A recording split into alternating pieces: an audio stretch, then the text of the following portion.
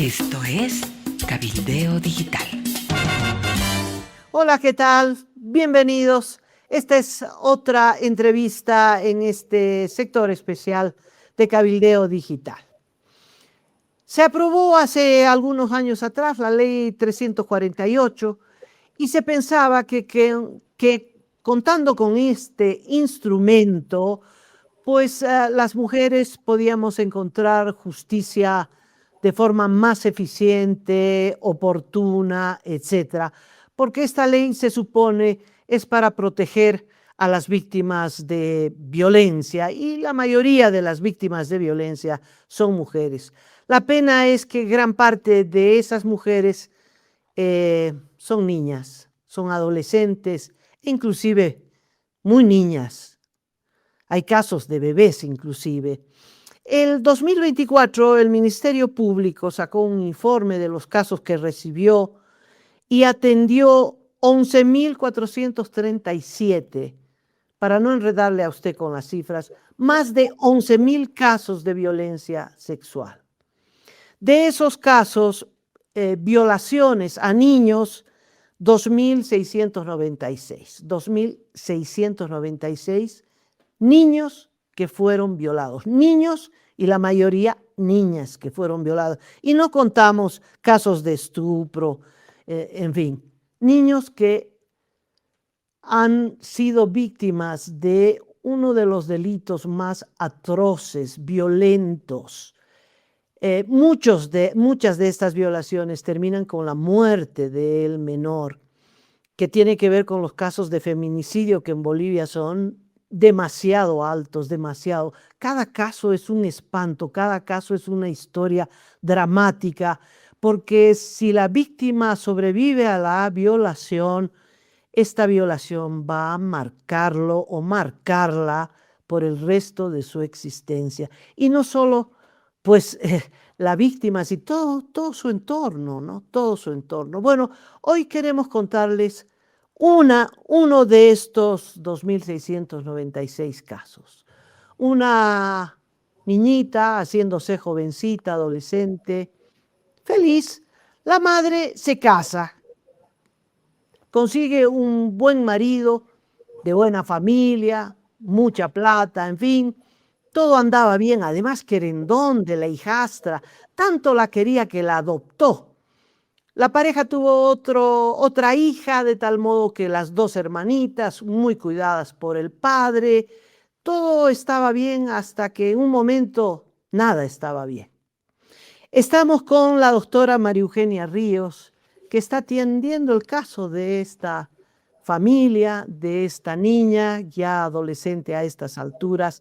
Doctora, le doy la bienvenida, un gusto saludarla y quiero que me cuente cuándo es que la madre se dio cuenta que la niña estaba siendo violada, abusada sexualmente por el padrastro. Muy buenas tardes, querida señora. Eh, este lamentable suceso se descubre cuando la madre, en una discusión de pareja, se hace y se apodera del aparato celular de este señor y al momento de apoderarse de este celular, ella es golpeada terriblemente, pero logra salir con este celular. Lo que pasa es que la madre piensa que el señor está en una relación con otra persona, pero jamás se imagina que las imágenes y videos que contiene este celular se tratan de su hija.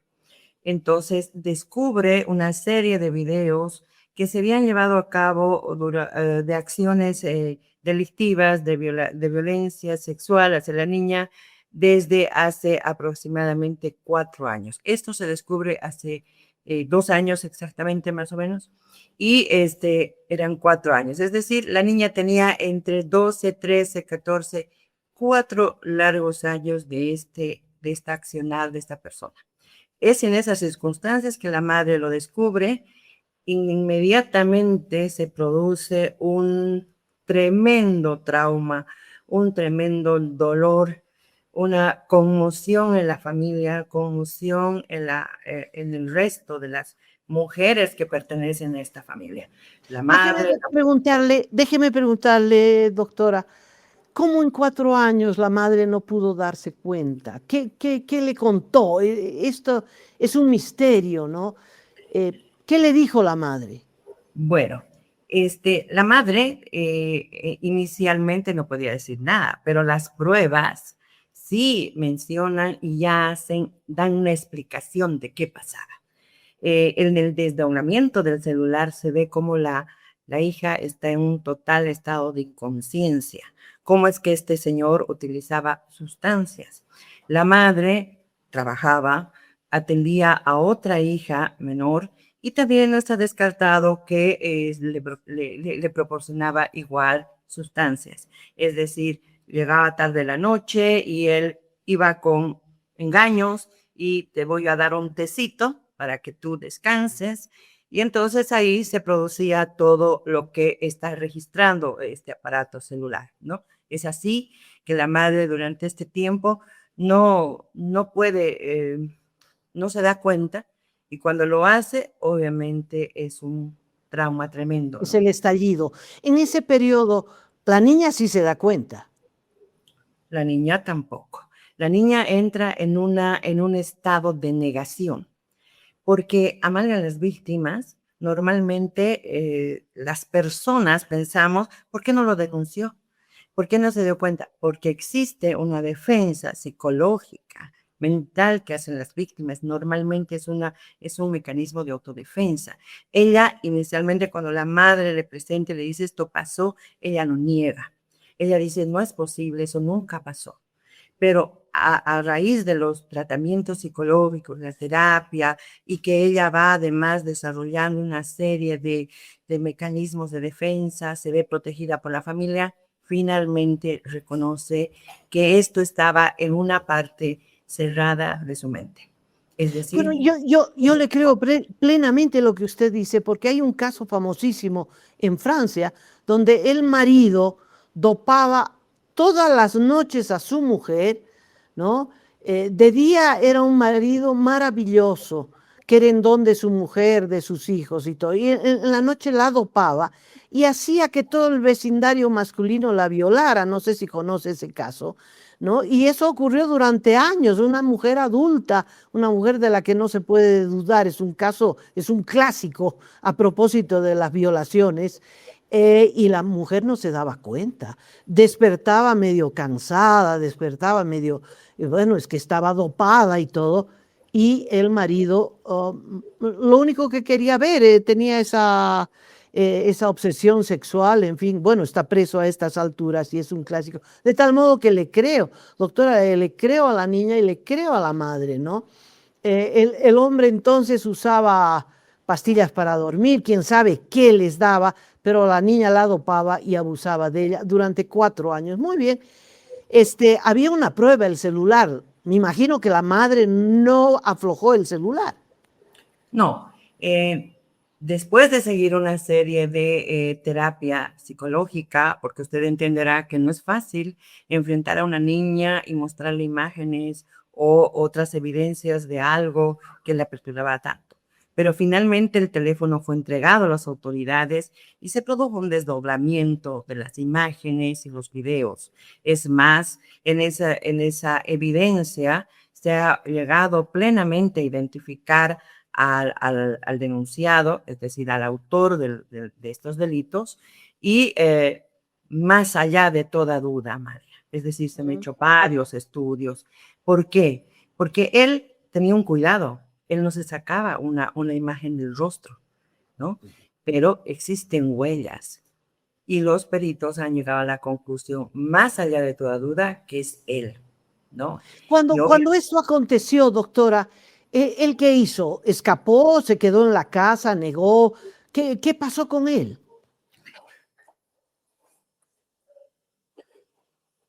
Bueno, en primera instancia, él se quedó, asumió su defensa, pero aquí teníamos un inconveniente. La niña ya no estaba en Bolivia. Ella había decidido ir a estudiar al exterior porque logró una beca. Y esto fue aceptado porque, claro, ella quería alejarse de su agresor. Entonces, debido a esto, nos faltaba un acto investigativo, que era su declaración. Y aprovechando de esta falta de declaración, porque ella estaba en el exterior, porque quien denunció fue la madre, entonces él declaró, se abstuvo de declarar y se fue del país. En este momento él no se encuentra en Bolivia y asume una defensa virtual, ¿no? Desde ese momento él ya no está presente en Bolivia. No lo detuvieron cuando él fue a declarar, porque se supone que para eso es la 348, la ley, donde la denuncia permite la detención inmediata del acusado. ¿No se lo detuvo, doctora? No, y precisamente ahí va nuestra primera, digamos, nuestra primera tranca. Vamos a usar el mismo término que utiliza el presidente.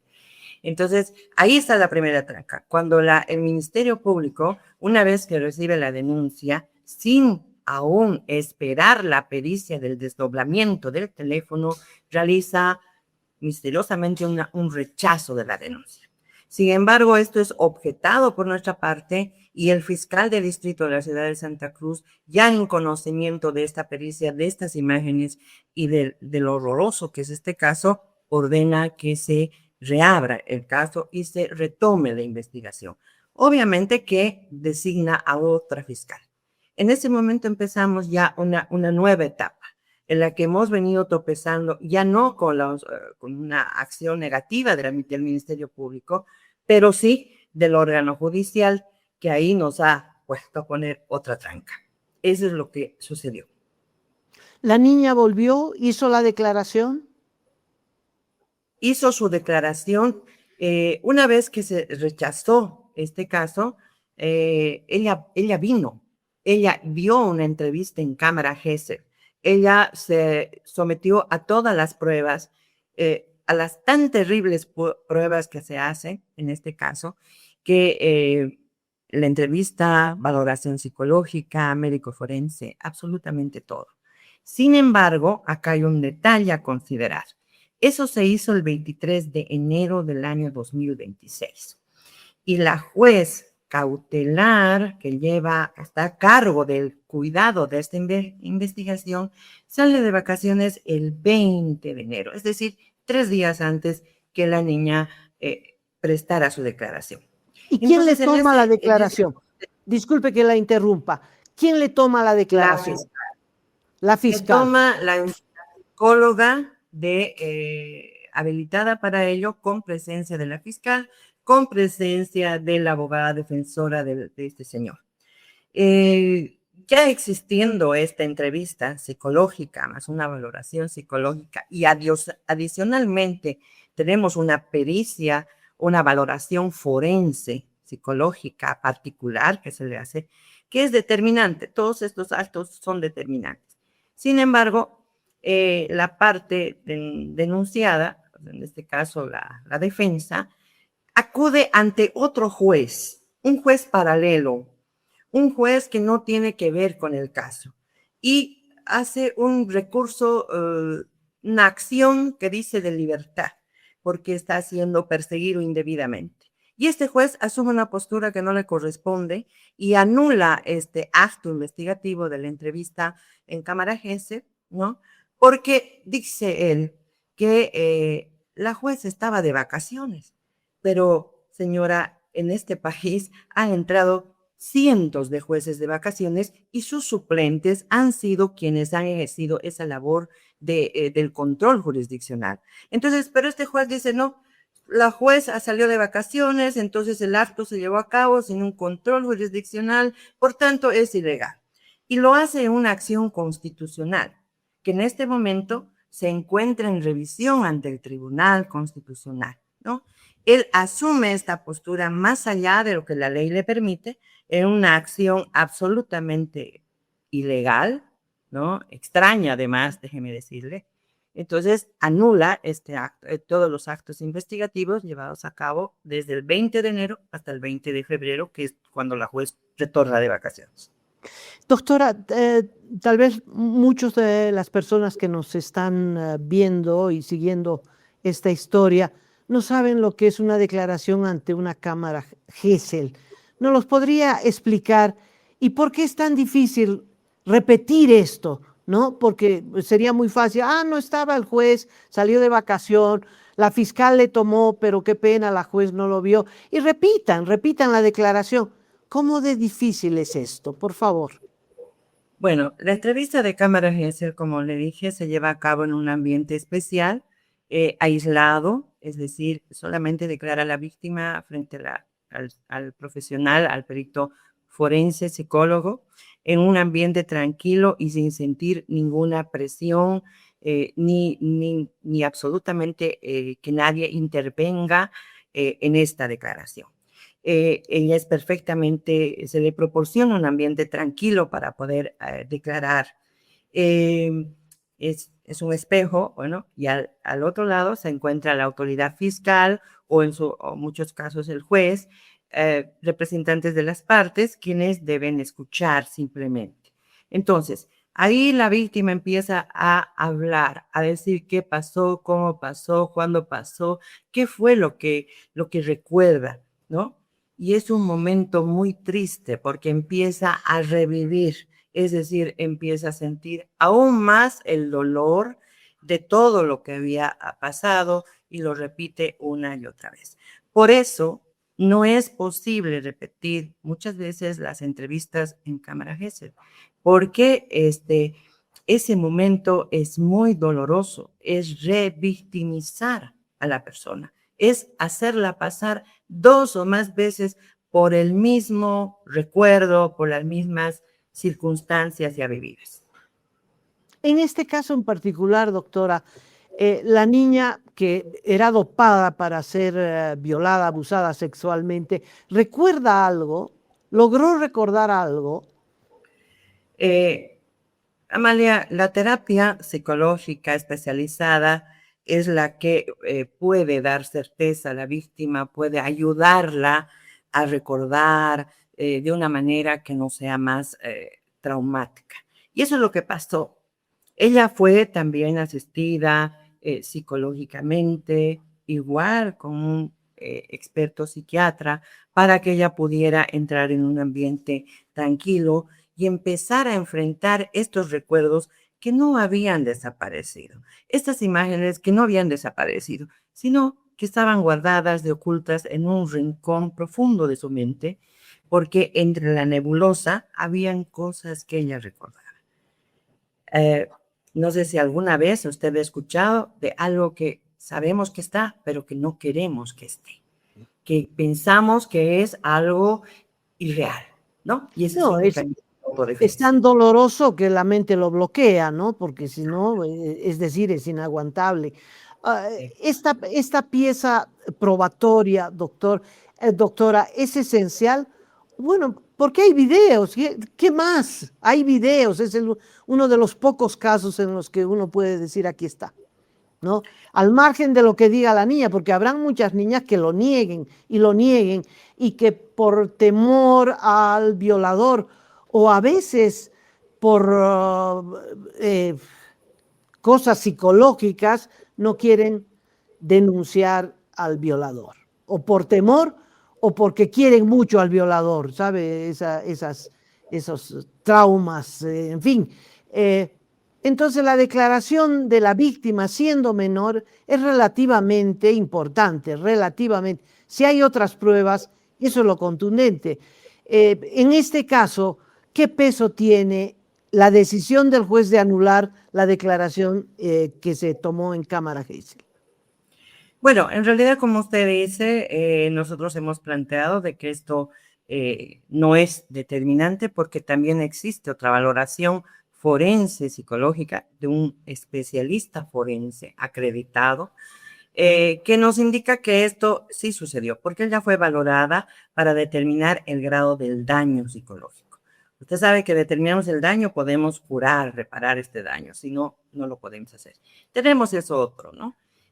Yo considero, desde mi punto de vista profesional, que no es absolutamente, digamos, determinante, porque en este caso hay otras pruebas. Como le digo, hay un desdoblamiento de las imágenes del celular, de los mensajes, y también hay un análisis comparativo de huellas digitales que existían en las imágenes del celular y que son fácilmente, o sea, no fácilmente, concluyentemente pertenecen Del al delito. violador. Sí, Pero concretamente. la actitud del juez es absolutamente sospechosa. Un dato que es importante es que el violador es un hombre muy rico, de familia muy poderosa, y que, bueno, se sospecha que un juez que toma una determinación tan extraña, tan rara, está prevaricando, ¿no?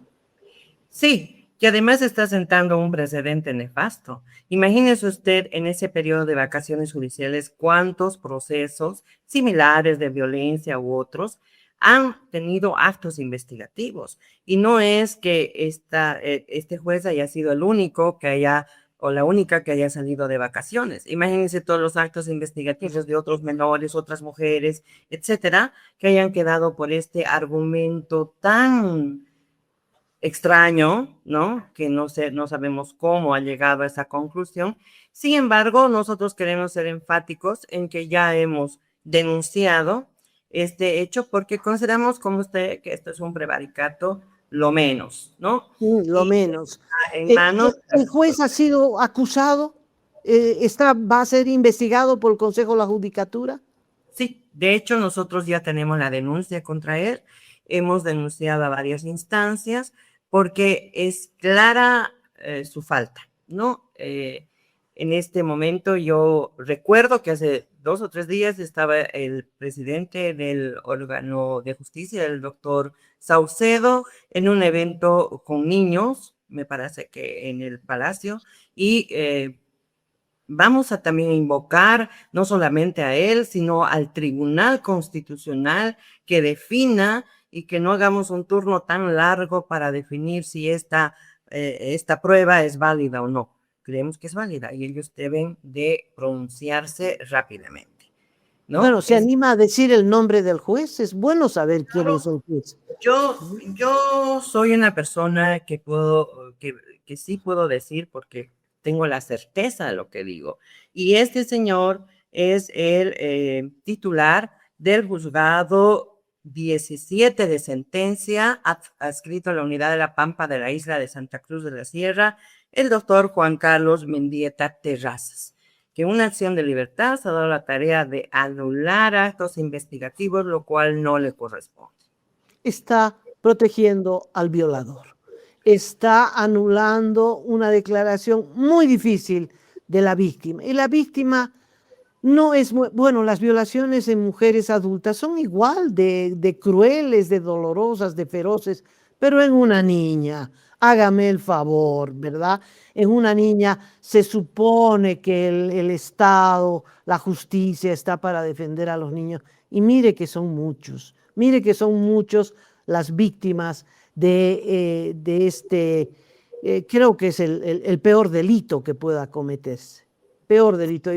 Se supone que el homicidio y el asesinato son aún peores, pero la violación es algo que la sociedad tendría que asumirlo como un hecho que no se puede perdonar. Ahora, el padrastro, un señor muy decente, muy rico, se ha ido, entiendo, fuera del país, continúa fuera del país y no va a volver. ¿Qué piensa usted hacer después de superar este escollo judicial y esperando que la justicia reconozca la declaración de la niña? Y así no la reconozca, el proceso tiene que seguir. ¿El juez de la causa o es una jueza de la causa, le parece que está encaminando bien el proceso? Me parece que lo vamos a averiguar porque el viernes tenemos justamente una audiencia determinante porque el denunciado también acusa que la obtención del celular es ilegal y por tanto todo lo que el celular tendría es ilegal, ¿no? Él acusa que se le habría robado. Ellos eran esposos en ese momento y entre esposos no hay robo. Sin embargo, esos son los argumentos que vamos a definir el día viernes. En el exterior, si se puede emitir sentencia estando él no presente, aunque se aparezca en audiencias virtuales. ¿Es esto posible? ¿Se puede dictar sentencia? Y si fuera así, ¿procede un trámite de extradición? Lo que necesitamos hacer es que seguir adelante, llegar a una audiencia de la imputación formal. Sabemos que él no se va a presentar y lograr una rebeldía. Una vez que logremos la rebeldía, o sea, que el juez lo declare rebelde, podemos obtener el sello rojo de Interpol y hacer una búsqueda internacional que también la vamos a hacer y esperemos en algún momento extraditarlo y estaremos dando inicio a un juicio, si Dios quiere. Bueno, esperemos, doctora, que esto pueda avanzar. Esto pueda avanzar. Se conoce decenas de casos en las que a pesar de la nueva ley y de su aplicación, pues hay otra ley que parece que es suprema, ¿no? Que está por encima de esta, que es la ley del soborno a los jueces y a los fiscales, ¿no? Y cosas que son obvias, los jueces anulan procesos, los dilatan, y debe ser terrible para la víctima hacer la declaración una y otra vez, ir a la audiencia, qué análisis psicológicos, en fin, no debe ser fácil. Estos procesos deberían ser rapidísimos, ¿no cree usted? Empieza el proceso y termina en esa semana, ¿no? Deberían ser juicios orales rapidísimos, porque la víctima no puede esperar años a una sentencia, más si la víctima es un niño o una niña. Exactamente, ese es un tema que habrá que debatirlo y ahí está el órgano legislativo, judicial, dejamos eso para que se pueda tomar en cuenta. Pero además, el hecho de no tomar en cuenta esta rapidez, esta agilidad que tiene que tener la justicia, nos convierte a nosotros como sociedad, como autoridades, como jueces, en victimarios también. Eso tenemos que entender que además del victimario, o sea, del agresor principal, estamos nosotros en nuestra calidad de jueces, de abogados, prestándonos a esta chicanería y nos convertimos en agresores y en victimarios de estas personas. Eso es lo que debemos tomar en cuenta como sociedad, como autoridades, como Estado, como gobierno, etcétera, ¿no? No hay una conciencia de la gravedad de esto, no hay un tratamiento prioritario, delicado, amoroso para el tratamiento de las víctimas de una violación.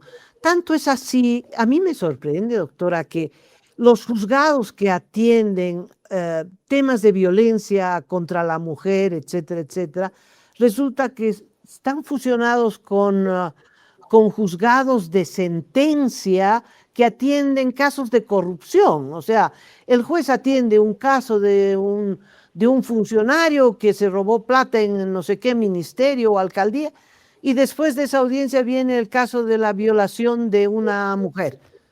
No puede ser, ¿no? Tendrían que haber juzgados especializados, con jueces que sepan tratar el caso, con fiscales, forenses, en fin, más si se trata de un niño. Los casos de violación de un niño se tratan en los juzgados de la niñez y adolescencia. No sé si usted está en juzgado de niñez y adolescencia. No, nosotros estamos ante un juez cautelar, ¿no? De instrucción. ¿Por qué? Porque si bien la víctima ha sido víctima siendo menor de edad, pero los juzgados de niñez y adolescencia tienen competencia cuando los denunciados son menores de edad. Es decir, este señor no es menor de edad, por tanto, Claro, no le claro. puede ser juzgado por un juez del menor, ¿no? Es eso. Ahora, en relación a lo que usted menciona, evidentemente yo he escuchado la noticia del presidente del Consejo de la Magistratura que está solicitando que se habiliten 300 cargos más para jueces. Espero que hagan lo que usted menciona. Espero que realmente la ley 348, que ha incorporado al Código Penal estos tipos penales de abuso sexual, pornografía y etcétera, sean realmente especializados y únicos para esta materia, porque también debemos entender que esta materia, cuando ingresamos a ver informes psicológicos forenses, el estado de las víctimas, deben ser juzgados especializados, porque no cualquiera puede entender el trauma. Lo que normalmente usted va a escuchar es, ¿y por qué no dijo? ¿Y por qué no denunció? ¿Y por qué ahora? Entonces se revictimiza porque no se entiende la magnitud del daño psicológico y lo traumante e inhabilitante que es este tema para las víctimas, sean niños, niñas o adolescentes. Para cerrar, doctora, ¿cómo se encuentra ahora la protagonista de esta historia, esta niña y esta madre? Creo que en este momento el yo estar presente aquí dice cómo se encuentran. Es decir, no pueden estar frente a la gente expuestas y decir lo que les pasó. Por eso estoy acá yo. Y creo que esto es un largo proceso, están apenas iniciando, porque no han tenido ni siquiera ahora ni una imputación formal existe hoy día. Entonces, es un largo camino que a veces yo las veo muy desanimadas, pero otras veces también muy fuertes. Y me admira que sigan adelante, firmes. Doctora, entre el momento en el que la madre se entera de esta situación y hoy,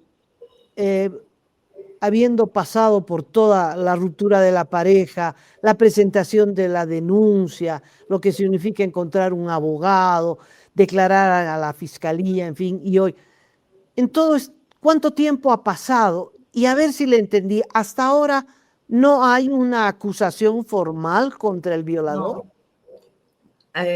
Hubo una imputación formal, ¿sí? Esto es Pero, una acusación. bueno, sí, una acusación. En primera instancia, llamémosle, ¿no? La primera.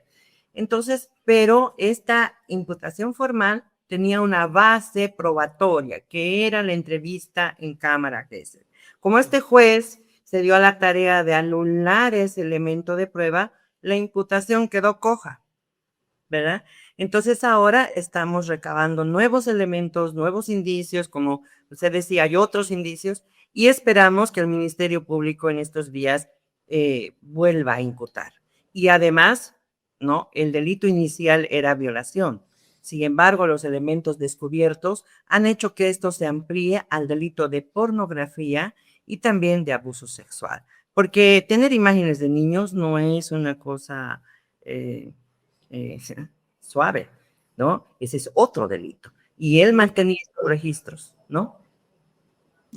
Doctora, ¿cuánto tiempo ha pasado? Para tener una idea. Desde la denuncia hasta ahora estamos hablando de aproximadamente 9 meses. Antes ya fue el descubrimiento se dio en el año 2000, fines más o menos septiembre del 2024, cuando se ingresó en toda es decir, una serie de internaciones en clínicas, tratamientos y todo, y finalmente al año siguiente se presentó la denuncia, y de la denuncia estamos de acá, de septiembre para acá, que son como 8 meses, algo así. Es un tramo largo. Sí. Y no se avisora una sentencia, que es lo que se está esperando. Bueno, doctora, le mando un abrazo. Muchas gracias por su testimonio. Un saludo muy, muy cariñoso, con mucha fuerza para la niña, para la madre. Debe ser simplemente muy, muy difícil encarar un tema así. La vida de ambas y de toda la familia debe estar absolutamente trastornada, ¿no? Trastornada. Qué suerte que la niña fue al exterior y que puede estudiar. Pues sí, tal vez pueda reponerse. Doctora, un abrazo grande para usted y me despido. Para usted también, muchas gracias y saludos a toda su audiencia. Muchísimas gracias. Bueno, me despido de todos ustedes. Con otra entrevista será hasta muy prontito. Muchas gracias.